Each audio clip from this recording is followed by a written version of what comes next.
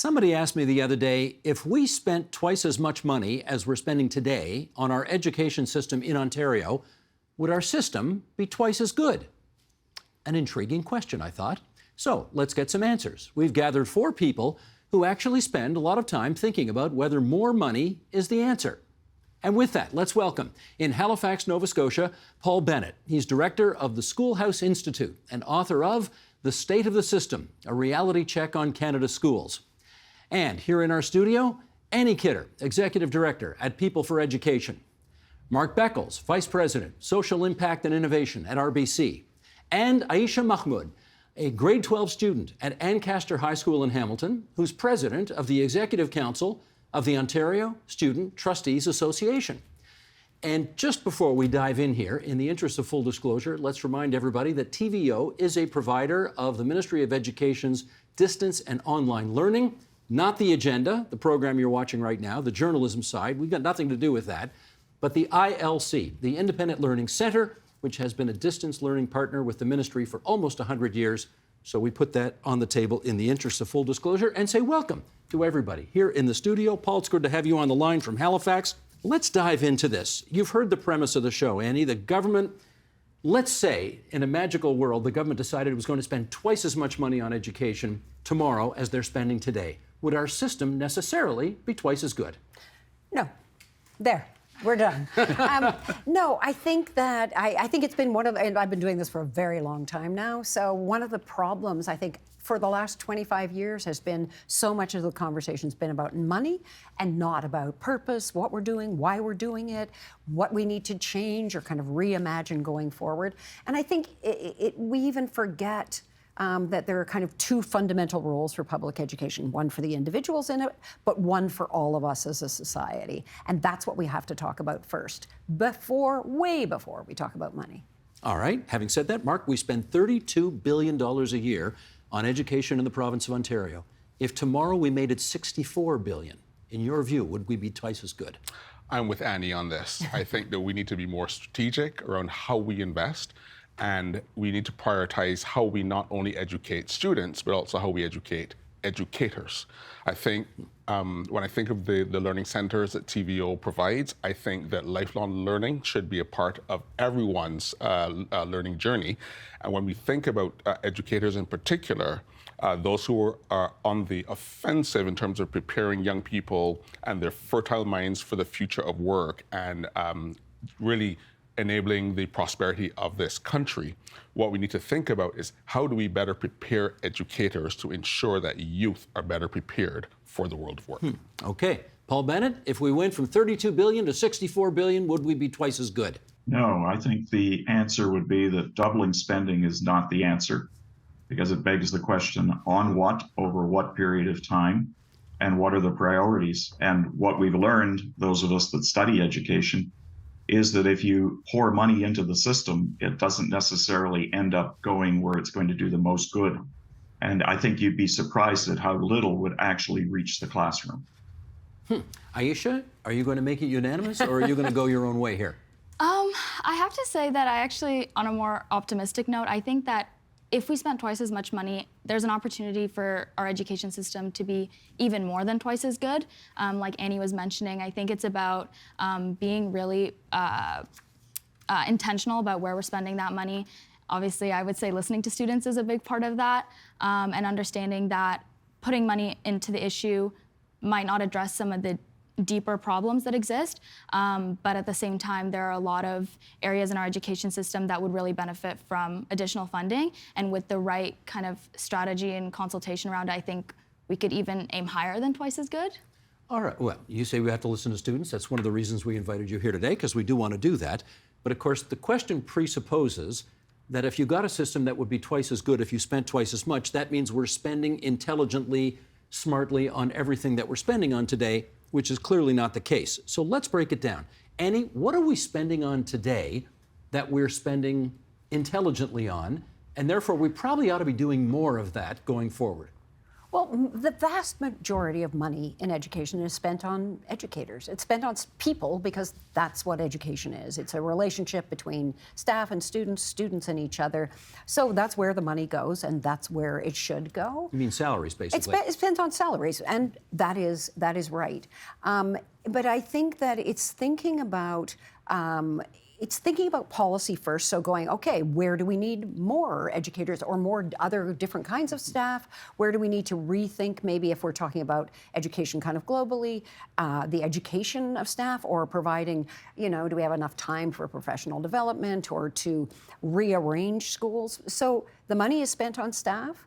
But I think that what we haven't done for a very, very, very long time is really look at it from a kind of wider perspective in terms of, it really, all the things, the cliches people say about education, sadly, are it does look the same as it's looked for 150 years.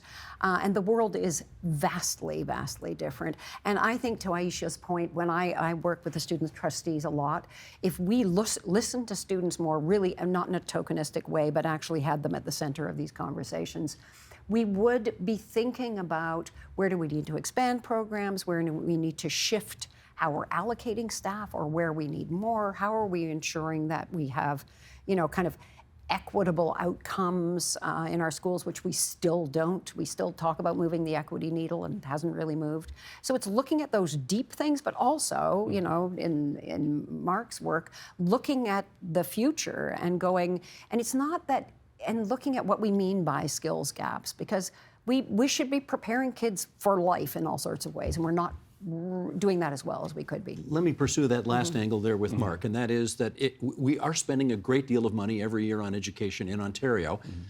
We seem to be spending it, apropos of what Annie said, on a model that's 150 years old. How should we better be, or more smartly be, spending that money so it's more future-looking as opposed to putting it down a hole that's been there for 155 years already? Great question. All the data tells us that Canada's educational institutions are among the best in the world. And that is true.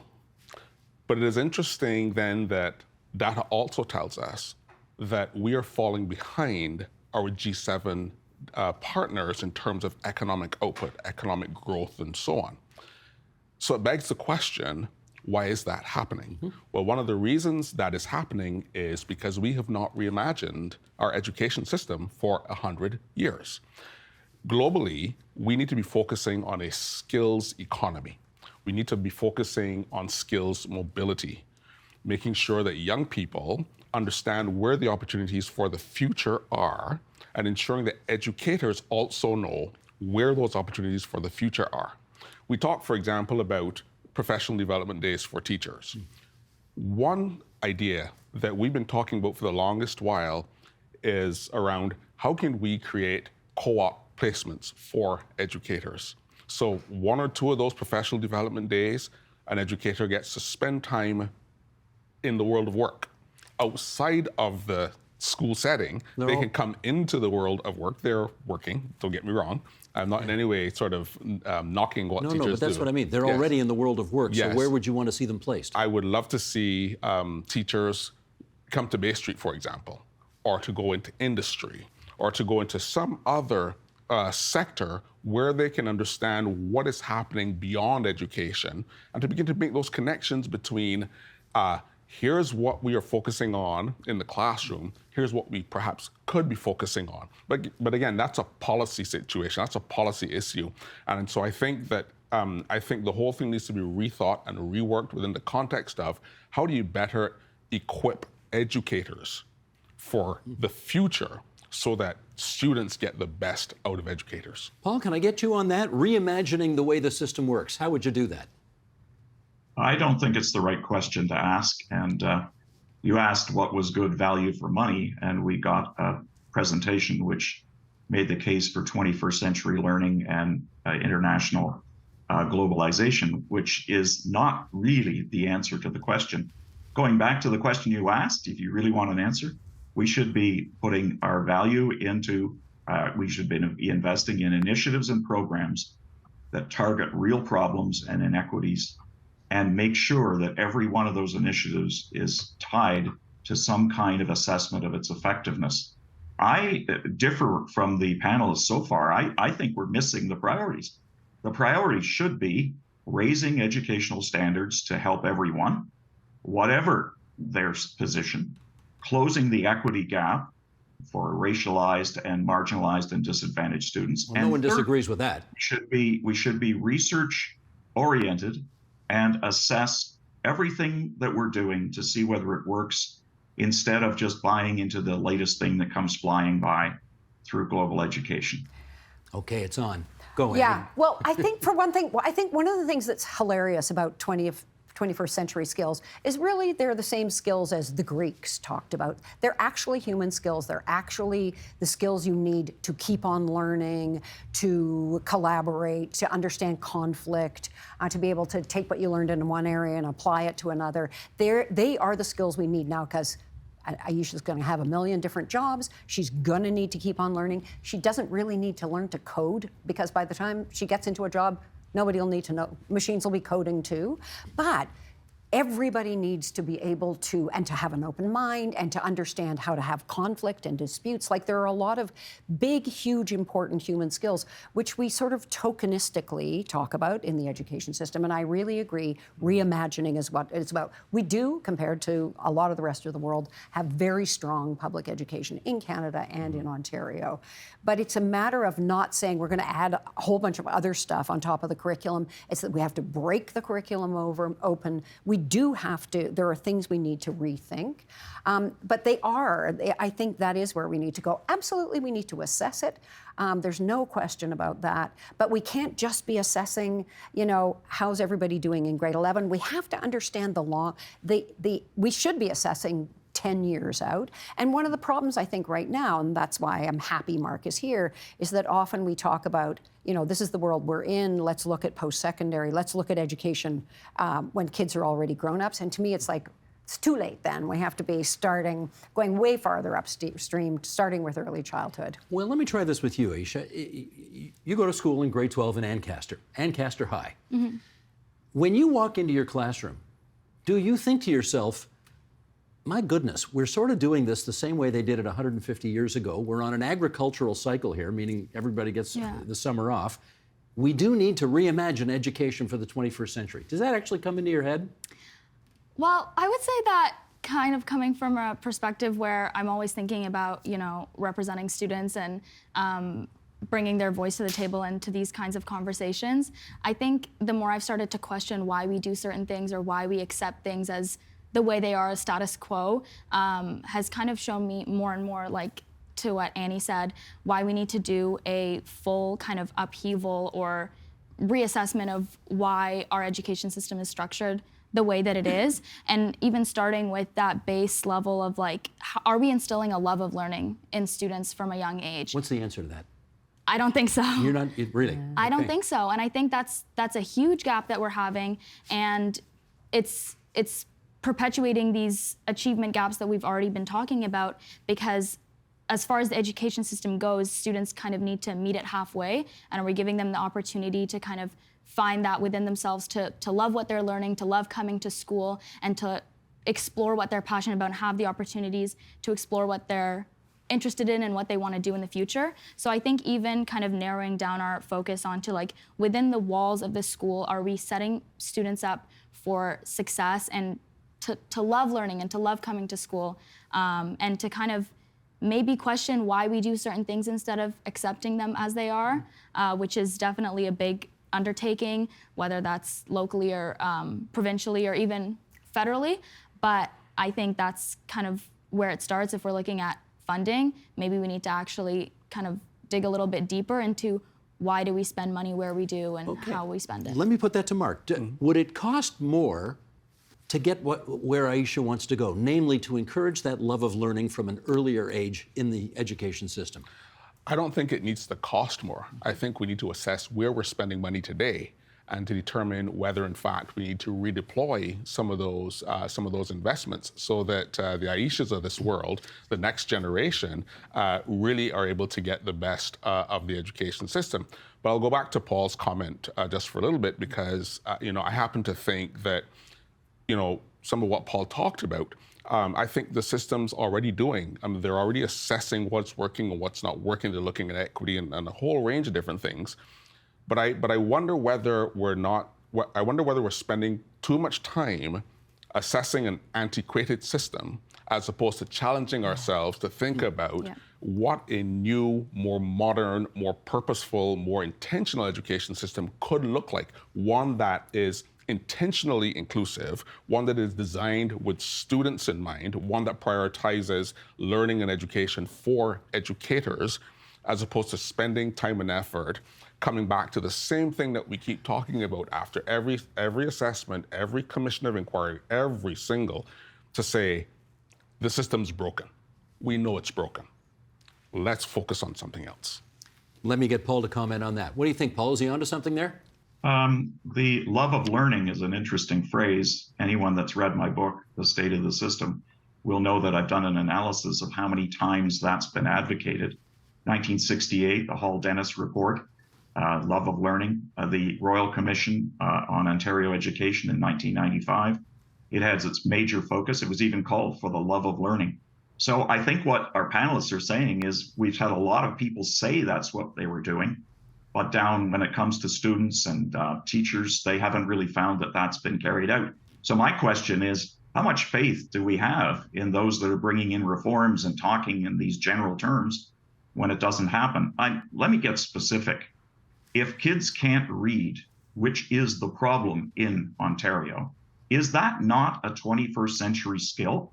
If the Ontario Human Rights Commission finds that we've got 1/3 of all students who can't read, how can they engage in the school system? Is that part of the 21st century skills, or does it somehow disappear? What research shows is that 90% of students should be able to read at the end of grade 3, but that's not the case. When you have an Ontario Human Rights Commission that's saying there's a crisis, why isn't that registering? That's a good question. What's the answer, Annie? Why isn't it Well, registered? I think, there's statistics and statistics. So they're not, kids are not getting B in reading. So there definitely are. I'm not going to, there are issues we need to focus on. But if we keep only measuring reading, writing, and math, or keep only focusing on reading, writing, and math, which we still call the basics, and we at People for Education, we've been talking about the new basics for a long time, we won't move forward. We will not ensure that we have the love of reading, to Paul's point, but also that kids have all the other sort of breadth of skills they need. So what we're arguing in our organization, and we have just launched what we're calling the big assignment, because we think of it as a big assignment for all of us, then not just for people inside education. I think educators are amazing. I think the people who know about education are amazing. But I think that one of the sticking points we have right now is that conversations about education happen so kind of internally. They happen in a kind of closed loop, and that we're not recognizing how important it is, whether you have kids in school or not, or you're in the system or not, how important it is to all of us in terms of having a fair, prosperous, democratic society. So for us, that conversation has to expand. We have to talk about where we want to be as a country, and then if that's where we want to be as a country, what do we need to be doing differently in our schools? All right, let me pick up on that. Paul, we asked a moment ago about what we're spending money on, that is intelligent spending, and therefore we want to do more of that. Let me ask you the flip side of that which is what are we spending money on that's stupid right now and we really shouldn't be spending? We're throwing money away by spending it on this, and we should stop doing it. Whenever you hear the phrase, we're investing in education, you should bring a skeptical eye. Because when it's not tied to targeting or evaluating the effectiveness of programs, all it does is balloon public spending, actually fatten the compensation lines, and it doesn't. So what is not good value? Well, I'll repeat the things that research shows. I'm the chair of Research Ed Canada. I'll just give you the research. Reducing class sizes, while it's popular from grade 3 to grade 8, has a negligible effect. John Hattie and other researchers have shown that. Inclusive education is one of these fields that is so difficult to evaluate. Integrating all students into the regular classrooms is likely unaffordable, but we do need to think about how we serve those that are most in need. And thirdly, I think, and Mark's not going to like this, but if we assess what has happened to money that's been invested in technology as I have, you're going to find that the promise far exceeds the delivery. If you believe the tech giants, and that's where most of the money goes, they really thought that we would be in 21st century learning was actually 20th century learning. Some of us have been around long enough to know that we were told that we needed to embrace 20th century learning. What is the result of what is being proposed for these job skills of the future? Too much of it is automated jobs, displacement of workers, McJobs, and a precarious economy. It's hard to find hope there. So I hope there's more to it than that kind of an economy. Let me go back to Mark then. We're spending $32 billion a year on education. What part of that do you think we're spending stupidly, and on what? I would say, again, back to my original point, that I think that we need to equip educators to really have a good understanding of where the future of work is. And where Paul and I agree, where Annie and I agree, and Aisha and I agree, is this whole notion of really focusing on the kinds of skills that enable skills mobility, which is to say that we don't need to focus so heavily on technical skills as much as we need to focus on human skills, whether it be communications, to Paul's point, we need to ensure that there's a minimum level of literacy and ability to read, critical thinking, creativity, what we call the Power C skills. Once we can equip young people with those skills, we actually now begin to create a workforce that is increasingly more mobile and more adaptable, so that as the world of work changes, it is not then about a 21st century workforce. It is about an adaptable, mobile workforce that moves as the world of work changes. We published in 2018, and you may be aware of this, Steve, a groundbreaking research paper titled Humans Wanted, how young people can thrive in an era of disruption. We have to acknowledge that technology has and will continue to disrupt the way in which we live and work, that there are jobs that exist today that are going to disappear quite fast. Well, what are young people supposed to do? The only way they can port to other types of careers is to ensure that they've got the requisite skills that enable that skills mobility. And I agree with Paul that the tech industry oftentimes overpromises, and some would argue underdelivers. But that is the nature of innovation. Innovation often comes at a cost. But I will say this, I think ultimately what we need to figure out is, what is Canada's moonshot? Where does Canada want to be in 5 years, in 10 years, in 50 years? Measured how? Measured in terms of how we as a nation unleash our talent on the world.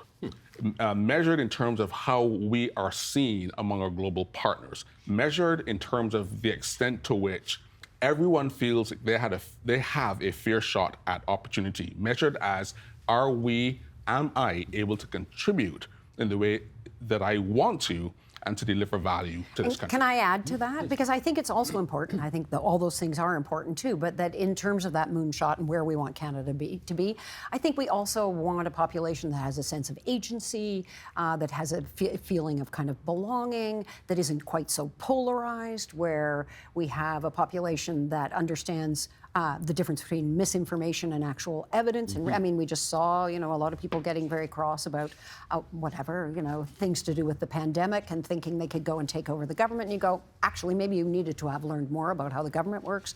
So I think that there's a whole basket of things that we want for our country, and there's a huge role for education in that. I wonder if when you go to school, you look around, and do you ever say to yourself, why the heck are we spending money on this? This doesn't make any sense at all. Do you have those moments? To be honest, I have more moments of, I wish we were spending more money on this. I think it's really valuable. I'm not sure if there are anything that I see in my school, like within the walls of my school, that I see that I think isn't valuable. But at the same time, I do think that it's kind of frustrating when we see things like funding that's kind of leaving the public education system and maybe going to families or parents or things like that.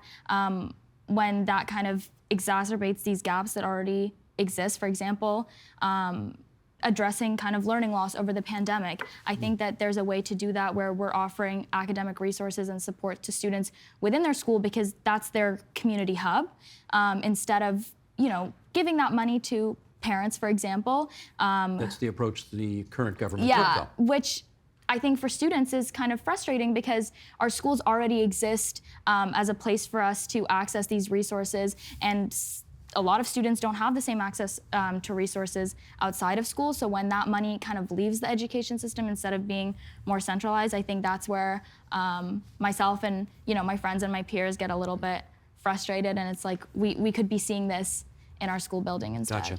Gotcha. Time has flown here. We're down to our last few minutes, and I want to, Paul, I'm going to put a nice provocative question to you here. One of my hockey buddies asked me the other day, apropos of the confrontation over the last few weeks between CUPE here in Ontario and the Government of Ontario, would it bring more labor peace to the school system if, for example, we made this offer to teachers?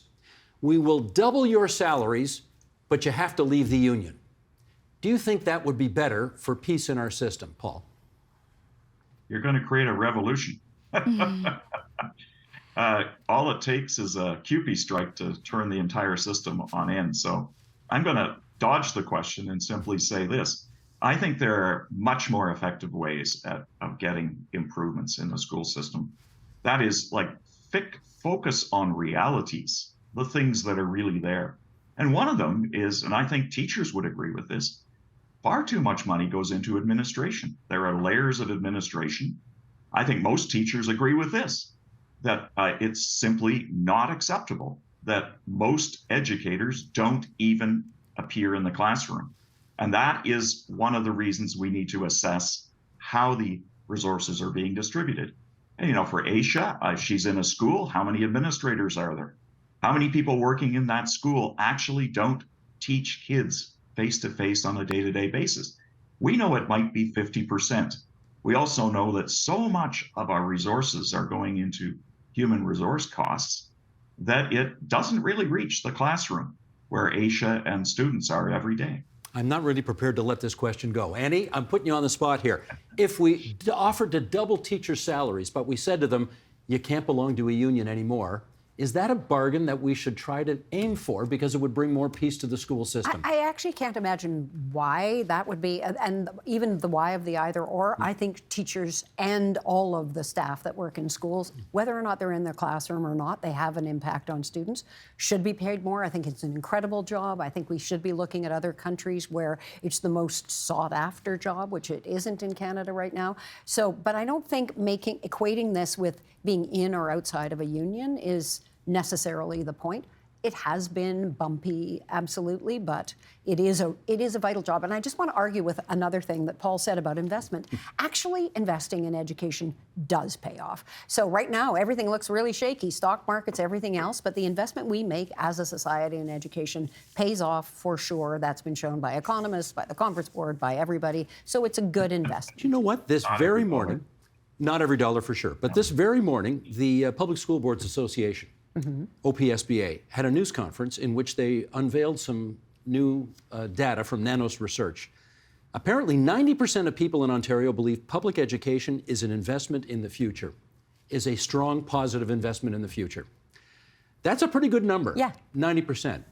It's excellent, and that's really great, and it's backed up in every way possible. But it's hard, politically, because we like money that, gets us our return instantly. There was a wonderful chair, sorry to go on, of the Toronto District School Board who once said, the problem with children is they take an unconscionably long time to grow up.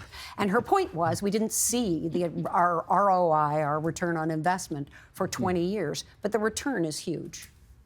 If you had $1 billion burning a hole in your pocket right now that you could spend on anything in education, what would it be? I go back to educators. I would spend that money reimagining how we prepare educators to prepare young people for the future. I think there is a lot of work to be done in that context, and I'll use the word of the month. Notwithstanding Paul's point, I will then leverage your hockey analogy, and as Wayne Gretzky so eloquently said, be where the puck is going. Not where it's been. Not where it's been, where it's going. So I think we need to spend time understanding where the puck is going and to make sure that we mobilize to support these millions and millions of young people who depend on the knowledge, the capabilities, the commitment and determination of arguably among the most important sector in our country are educators. They are the front row to everything. They are the offensive line to everything that we achieve as a country. We got a hockey and a football analogy. it's like Same so much answer. That's sports. impressive. Annie Kidder, Aisha Mahmoud, thank you so much for coming in tonight. Mark Beckles on the other side of the table from RBC. Paul Bennett out of town in Halifax, Nova Scotia. It was great to have all of you on the agenda tonight. Thank you. Thank you. Thank you. The Agenda with Steve Paikin is made possible through generous philanthropic contributions from viewers like you. Thank you for supporting TVO's journalism.